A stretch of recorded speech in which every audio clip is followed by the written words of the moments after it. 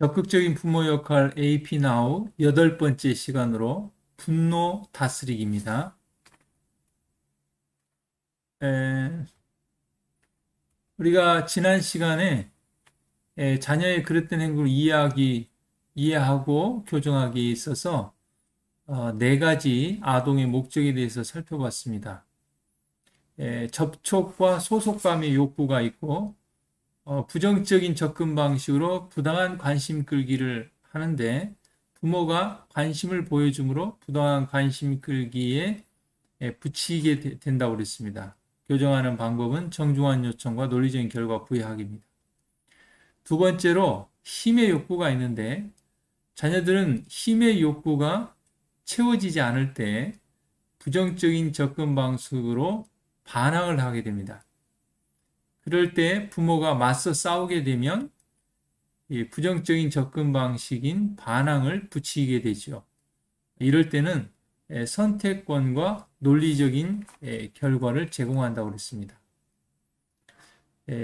이번에는 힘겨루기를 피할 수 있는 기술인 느슨한 대결 방법에 대해서 좀 살펴보려고 합니다. 느슨한 대결은 느낌, 한계, 대안, 결과에 대한 약자입니다. 자녀와 힘겨루기가 생겼을 때, 이 AP에서는 자녀와 싸우지도 않고 양보하지도 않으면서 힘겨루기를 피할 수 있는 그런 기술입니다.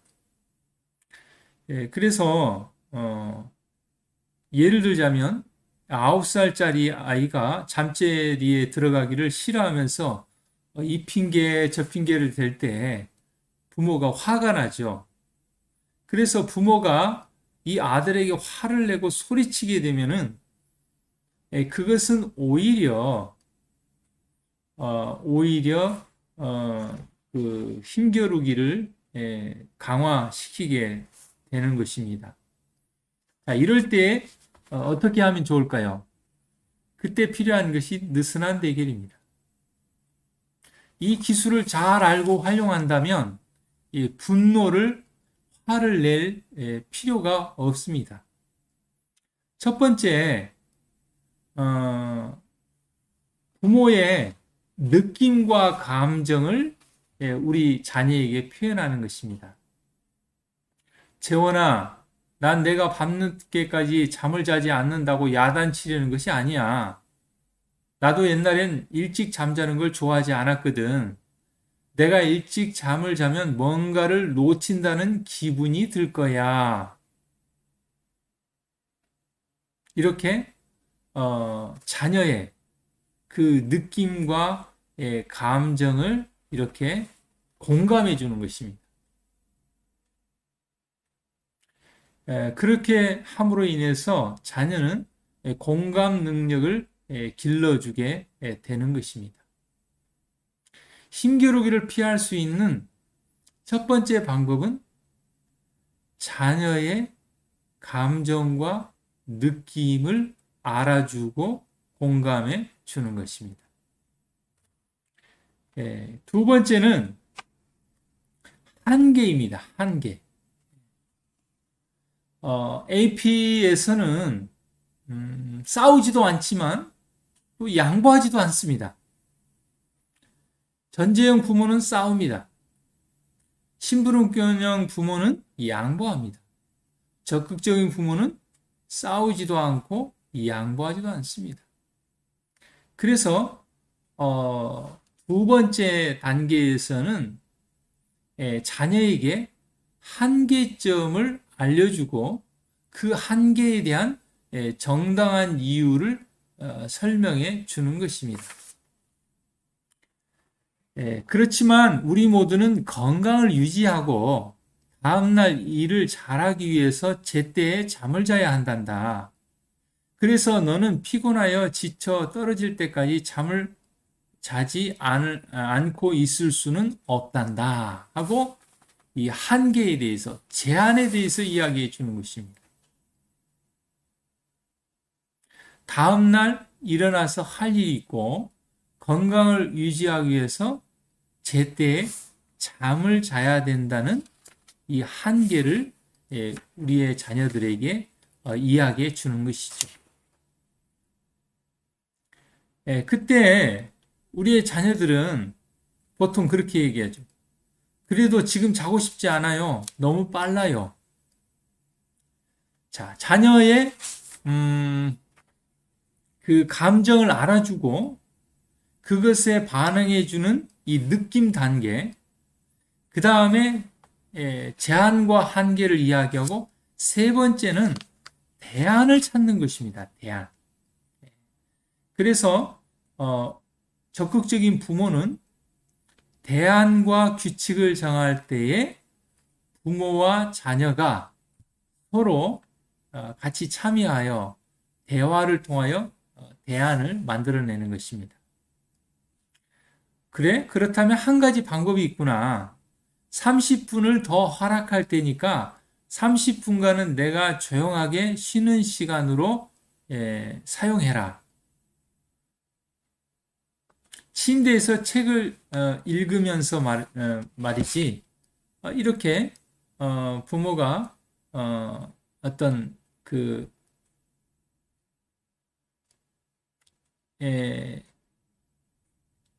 대안을 제시해 주는 것입니다.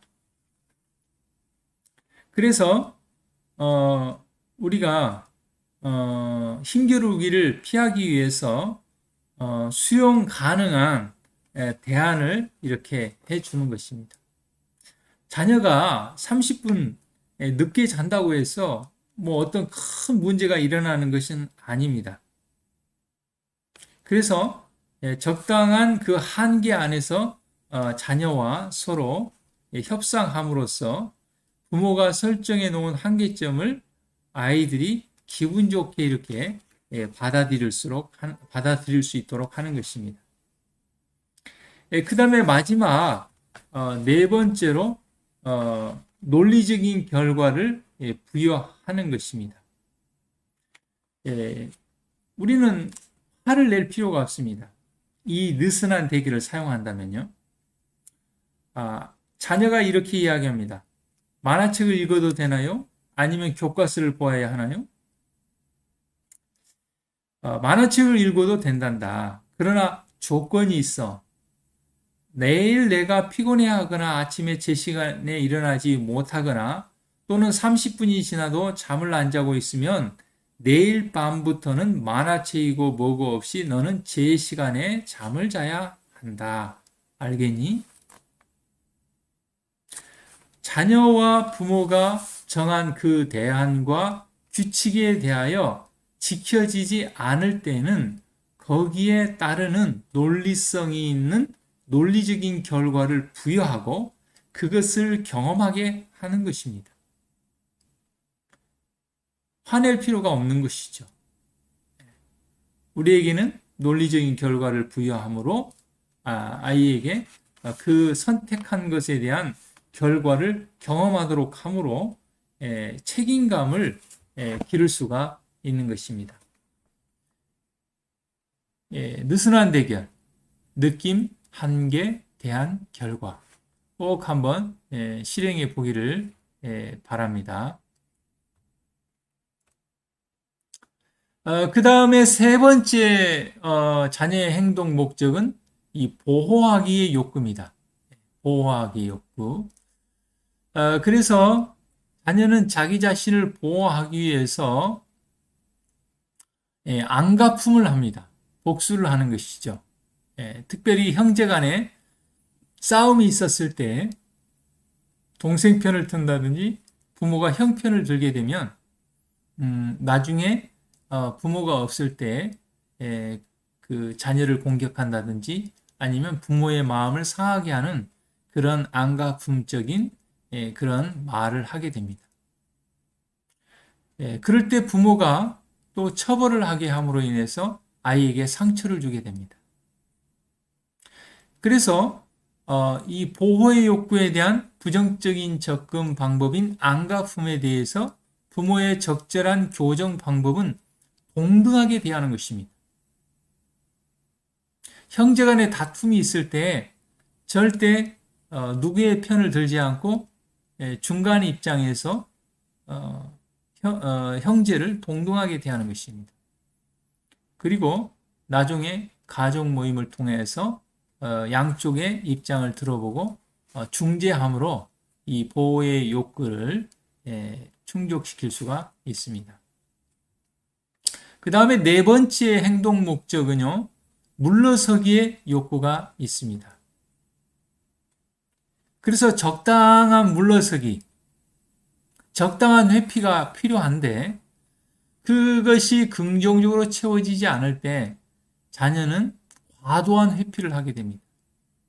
그래서 완전히 학교를 안 가버린다든지 공부를 전혀 안 해버린다든지 그럴 때 부모도 어떻게 합니까? 이야기하고 설득하고 하다가 포기해버립니다.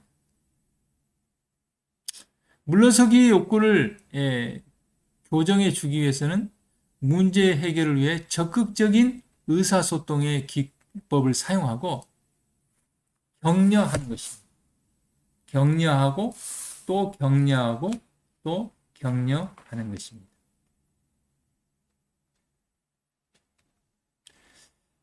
분노에 대해서 좀 살펴보려고 하는데요. 분노는 2차적인 감정입니다.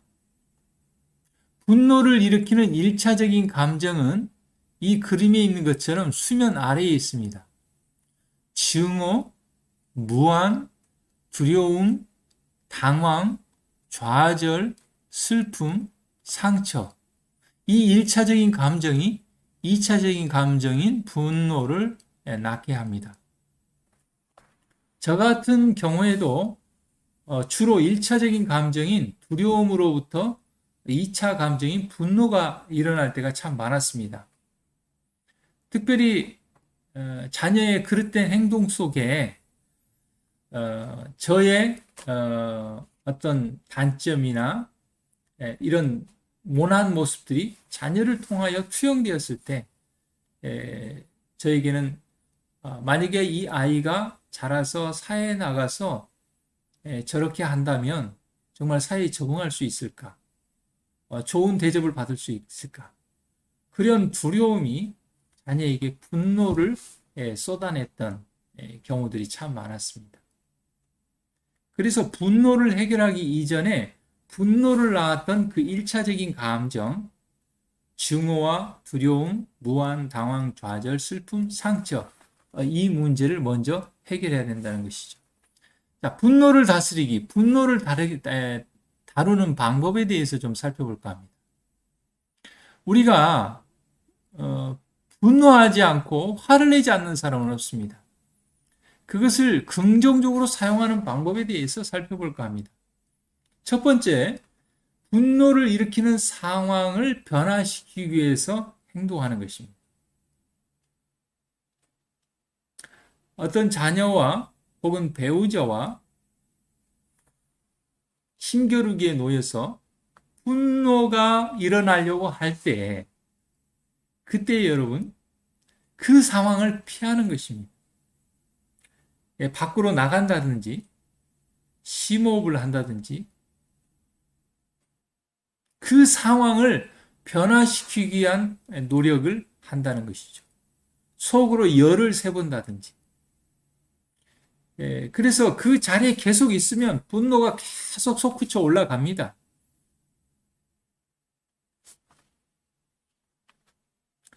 그런데 그 상황을 변화시키고 좀 시간이 일어나면 분노와 화가 식고 나면 이성을 되찾고 나면 그렇게 별거 아닌 문제인데 내가 왜 이렇게까지 화를 냈을까? 그런 생각을 할 때가 참 많이 있습니다. 그 다음에 두 번째, 우리가 분노를 내지 않아도 될 우리는 기술과 방법들을 지금까지 우리는 배웠습니다. 나 전달법. 내가 그렇게 했을 때 아빠가 지금 굉장히 화가 난다. 이렇게 나의 감정을 나 전달법을 통해서 표현하는 것입니다. 그 다음에 논리적인 결과 부여하기를 하면 됩니다. 화를 낸다고 자녀의 그릇된 행동이 교정되는 것이 아닙니다. 오히려 논리적인 결과 부여하기가 훨씬 더 효과가 있고 책임감을 길러줄 수가 있습니다. 우리가 분노와 화를 내는 이유는 왜 그렇습니까? 자녀의 그릇된 행동을 교정해 주고 책임감을 길러주기 위해서 그렇게 합니다. 근데 그것이 효과가 없다는 것이죠. 효과가 없는 그 방법을 사용할 필요가 없습니다. 오히려 효과가 있는 논리적인 결과 부여하기를 하는 것입니다. 그 다음에 좀 전에 배웠던 느슨한 대결, 느낌, 한계, 대안, 논리적인 결과 부여하기. 그 다음에 두 번째로 분노를 다스리는 두 번째 방법은 우리가 달성하려는 목적에 대해서 질문을 해봅니다. 자녀가 일찍 잠자리에 드는 것을 싫어해요. 그럴 때 우리가 정한 그 제 시간에 잠자리에 들게 하기 위해서 우리가 분노를 냅니다. 그러면 도대체 그것을 하는 목적이 무엇인가 우리가 질문을 해보는 것입니다. 제가 한 번은 이 큰아이가 초등학교 고학년일 때에 피아노 학원을 다녔는데 한 번은 피아노 학원이 가기가 싫다는 것입니다. 그래서 피아노 학원을 뭐 일주일에 한 2번, 좀 거리가 멀기 때문에 또 차로 태워다 주고 태워오고 이렇게 했습니다. 근데 안 가겠다고 했을 때에 빠지게 되면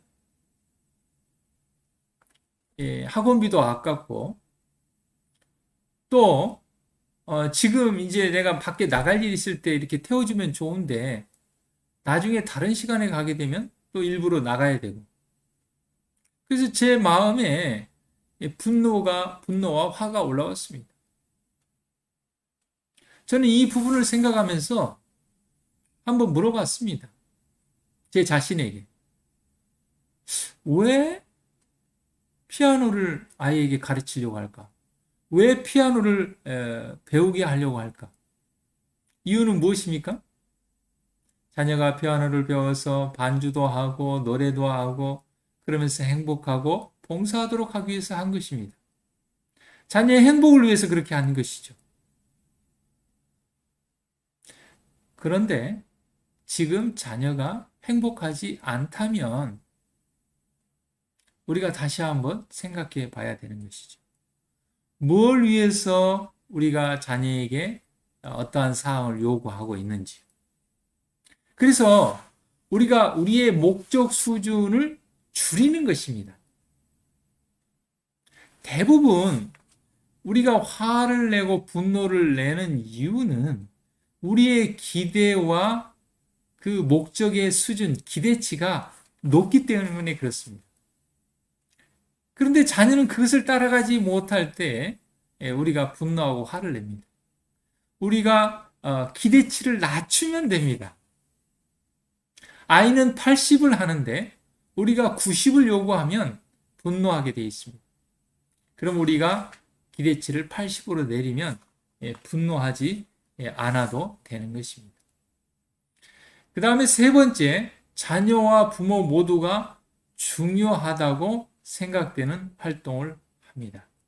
그래서 먼저 자녀와 이야기를 하고 그 다음에 그 자녀와 자녀와 이야기를 통해서 대안을 찾아보고 그리고 또 다시 한번 이렇게 다른 방법을 찾아보는 것 이런 게 참 중요하죠. 그래서 제가 그때 큰아이에게 이렇게 얘기했습니다. 그래 지금 피아노 학원에 가기 싫으면 네가 나중에 가고 싶을 때 가라. 그러나 그때는 아빠가 태워줄 수 없기 때문에 버스를 타고 가야 된다 그랬습니다. 그래서 한 번은 버스를 타고 갔는데 굉장히 힘들죠. 그 뒤로는 웬만하면 아버지가 차로 태워주는 그것에 맞춰서 이 학원을 참 빠지지 않고 잘 다니게 되었습니다. 그래서 우리가 우리의 분노를 잘 다루고 다스리고 긍정적으로 사용할 뿐만 아니라 우리는 또한 우리의 자녀가 분노를 긍정적으로 사용하도록 돕게 됩니다. 그래서 우리가 분노를 다루는 좋은 본보기를 보여줄 때 우리의 자녀들도 분노를 다스리게 되는 것이죠. 자녀가 효과적으로 분노를 표현하도록 대화로서 지도합니다. 그리고 힘겨루기에서 벗어나고 그 다음에 느슨한 대결의 방법을 사용함으로 우리의 자녀가 분노를 긍정적으로 사용하도록 돕게 됩니다. 우리는 또 가족 모임을 통해서 적극적인 문제 해결 방법을 또 찾게 됩니다. 그래서 적극적으로 문제를 해결하는 가족 모임은요, 5단계가 있는데 첫 번째 단계는 나 전달법을 사용해서 문제를 규명하는 것입니다. 그래서 자녀의 행동에 대해서만 이야기를 해야 되지 자녀의 성격이라든지 인격을 공격하면 안 되는 것입니다. 그 다음에 두 번째 단계에서는 생각과 서로의 감정을 나누고 잘 경청해서 들어주는 것입니다. 왜 우리의 자녀가 그때에 그러한 그릇된 행동을 하게 됐는지, 그때에 어떤 감정이었는지, 어떤 상황이었는지 잘 듣는 것입니다. 세 번째 단계에서는 가능한 해결책들과 지침들을 브레인스토밍 하는 것입니다. 그래서 서로 토론하고 이 합의점을 찾아가고 서로 다른 것을 수용해 나가는 것입니다. 그 다음에 네 번째 단계에서는 필요한 경우에 논리적인 결과를 적용한 해결책을 선택하게 됩니다. 그 다음에 다섯 번째 단계에서 동의한 사항이 잘 지켜졌는지 확인하기 위해서 알아보고 그리고 필요한 경우에는 다시 논리적인 결과를 적용하는 추후 지도를 하는 것입니다. 이번 그 4회기에서 가족 화목 활동으로 기술을 가르치기가 있습니다. 우리가 자녀와 재미있는 시간을 가짐으로 인해서 유대관계를 긴밀하게 하고 그것을 통하여 자녀에게 영향력을 행사한다고 그랬는데 자녀에게 어떤 기술을 가르치는 것입니다. 그 기술이라는 것은 뭐 엄청난 기술이 아니고 뭐 청소하는 방법, 설거지하는 방법, 뭐 이런 간단한 기술들입니다. 그래서 우리는 부모들은 쉽게 할 수 있는 것들이지만 자녀들은 되게 잘 모르는 경우들이 많이 있죠. 그래서 기술을 이렇게 가르칠 때 첫 번째로는 동기를 유발하는 것입니다. 그래서 자녀가 기술을 배우고 싶은 마음이 우러나도록 하고요. 그 다음에 두 번째는 적절한 시간을 선택을 합니다. 그리고 기술을 가르칠 때는 작은 단계로 나누어서 조금씩 단계별로 기술을 가르치는 것입니다. 한 번은 저희 아이가 학교에서 여자아이인데 체육 그 시험 중에 페널티킥 시험이 있었습니다. 그래서 그것을 좀 저한테 가르쳐 달라고 그랬어요. 그래서 저 그것을 작은 단계로 나눠서 일단 공을 어디에다 맞출 것인지 그 단계를 먼저 하고 그 다음에 골대에 넣고 이런 단계를 가르쳤던 기억이 납니다. 작은 단계로 나누어서 한 단계 한 단계씩 가르쳐 주는 것입니다.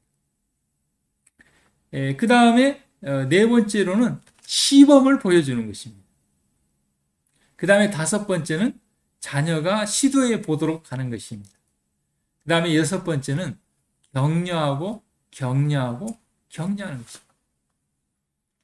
여러분, 우리가 격려는 모아놨다가 한꺼번에 하는 것이 아닙니다.